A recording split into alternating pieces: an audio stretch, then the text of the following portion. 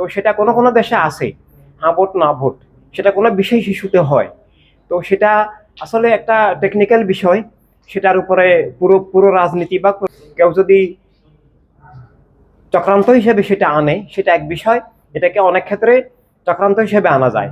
এখন একটা এলাকায় বাংলাদেশে 300 আসনে বর্তমানে যে ভোটার তালিকা হিসেবে 9 কোটি ভোটার, 300 আসন, তো প্রতি আসনে এভারেজ গড়ে 3 লক্ষ ভোটার।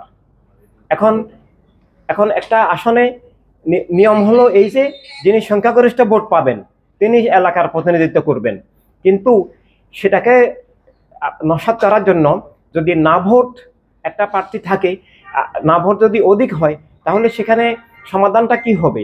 সেটা তো হতেও পারে সব এলাকার সব মানুষ মিলে, সব দল মিলে যদি না ভোট দেয়, তাহলে সেখানে একজন প্রার্থী থাকলে তিনি নির্বাচিত হইতে নাও পারেন। তাহলে এভাবে তো জনপ্রতিনিধিত্ব ঠিক থাকে না। তো এটা আসলে মানে উদ্দেশ্যের উপর নির্ভর করে যে তারা কোন উদ্দেশ্যে করছেন, এটা গণতন্ত্র রক্ষার জন্য না গণতন্ত্র ধ্বংসের জন্য, সেটা সেটা জনগণের এবং আমরা রাজনৈতিক দলগুলোর সেটা সম্মতিক্রমে হতে হবে।